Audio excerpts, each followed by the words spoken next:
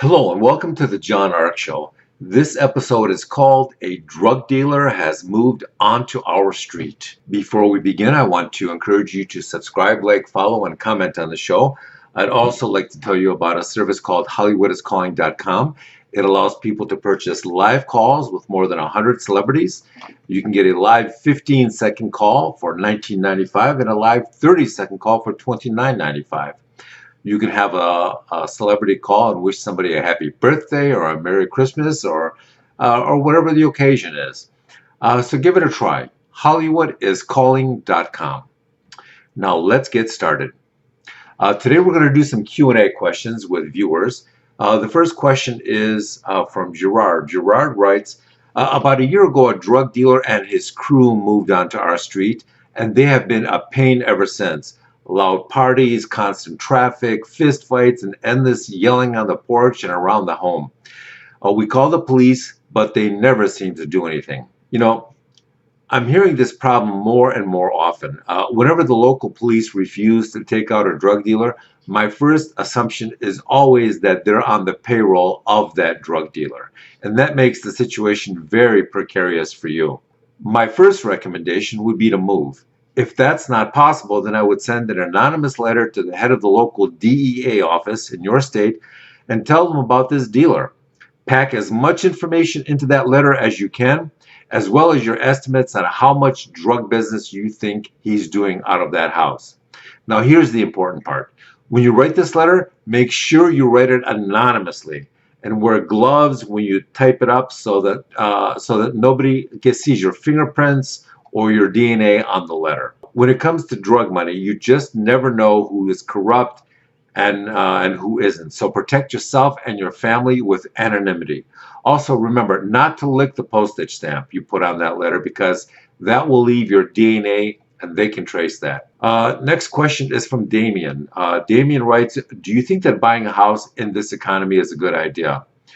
If I were buying a house, what I would do now, and I tell this to people, and it's rather difficult for them to do, but if they have the resolve to do it, it will pay off. What I would do is I would make very low ball offers to 100 sellers. Make someone an offer and tell them it's the best and final offer and that they have 24 hours to accept it or that you'll move on. If they don't accept it, then move on to the next house on the list and make them a low ball offer and give them 24 hours to respond. If you do this with 100 sellers, I'm very confident that you'll find somebody within the next 12 months who's willing to sell you their house at a dramatic discount. Why? Because they're desperate. There's a lot of desperation out there. People that last year wouldn't reduce their prices by 5% are now willing to reduce them by 30 or 40% because there's that much desperation out there. So maintain your resolve, be persistent, and continue. Another thing that you want to do is you want to have your realtor find out how much the seller paid for the house and when they bought it so that you can use that information to calculate a very aggressive lowball offer. Next question is from Iris. Iris writes, I'm a 22-year-old athlete who wants to be an MMA fighter overseas because I don't think I'm good enough to be one in the United States. What do you think? Iris, Iris, Iris, Iris, Iris. I think if you go down that road, you will eventually develop concussive brain trauma or damage that will trouble you for the rest of your life.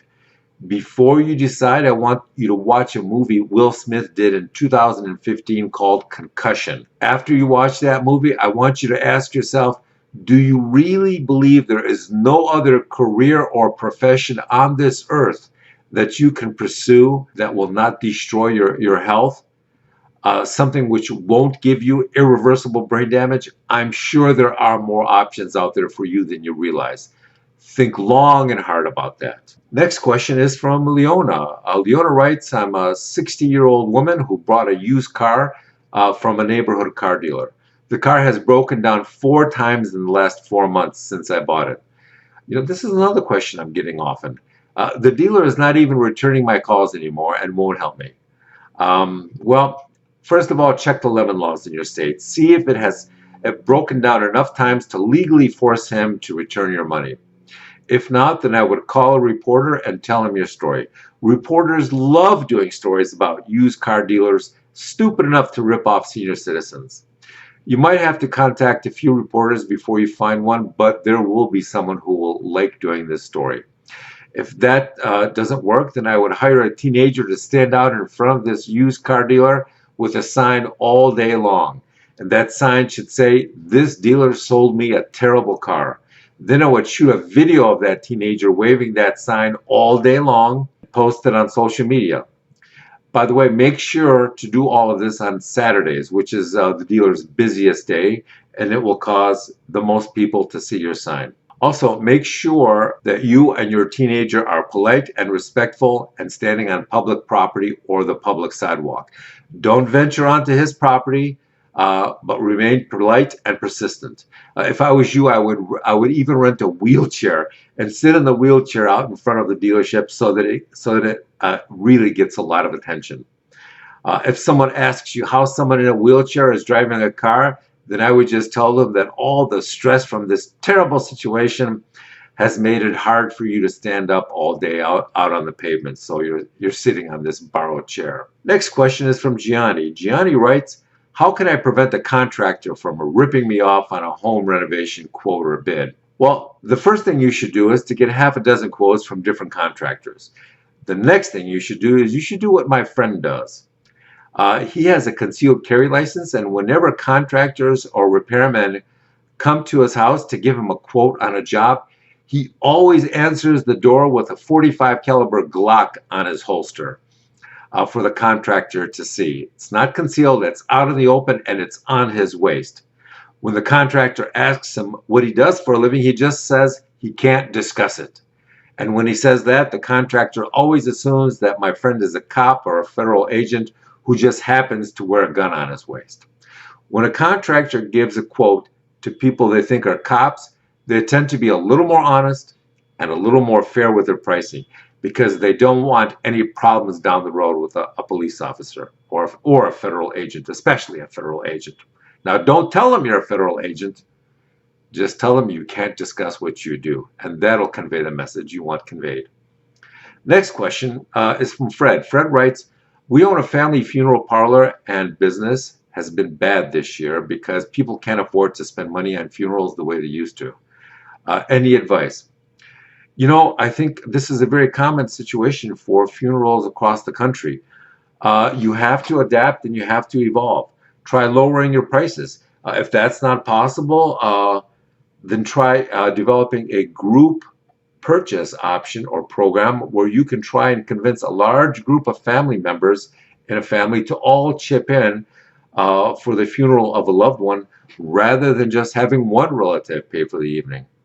If that doesn't work, then create an in-house program that will help customers by creating a GoFundMe page for them so that they can afford the funeral, and perhaps that will help them. If that doesn't work, then try selling more cremation services instead of full-blown funeral services to make things more affordable. Next, we have a question from Donald. Donald writes, my son started smoking weed a few years ago, despite my doing everything I can to stop him. Last week, he was diagnosed with schizophrenia. Now he has to drop out of college because his IQ seems to have fallen so much that he's incapable of studying. What should we do? You know, the risk of cannabis causing psychosis or schizophrenia in teens and adults has been a problem that has been studied and followed for years. I've heard about pot smokers who become schizophrenic years after they started smoking weed, or they become so paranoid that they don't even want to leave the house because they feel everyone is watching them or plotting against them. In a situation like this, I would recommend two things. First, you need the counsel of a great doctor to guide you with this problem. Secondly, I just read that they've developed a new stem cell treatment overseas that can help reverse Parkinson's and maybe even Alzheimer's. If that's the case, then you should go online each month and keep checking for similar new treatments that might be able to help your son reverse or cure his schizophrenia. Next, Maria writes, my parents and my family are very poor, and now I'm afraid I'm going to be poor. What can I do? First, there's always school. Pursue as much grant money as you can for a college education. in a field where there is a high probability of actually getting a job. Don't waste 4 years pursuing a useless degree. Don't make that mistake. Millions of people have made that mistake, and they never climb out of that dead hole. So don't do that. Figure out what you're passionate about and then focus on that as long as you think there is a good probability of getting a good job in that industry. Once you get your education and you start working, the next thing you should do is to become insanely obsessive with not spending money on garbage that you don't need. Get a used car instead of an expensive new car. Get a roommate to help you defray living expenses. Get a side gig on the weekend making extra money working for Uber or Lyft. Try and focus on starting a side business of some sort that won't be very expensive to start.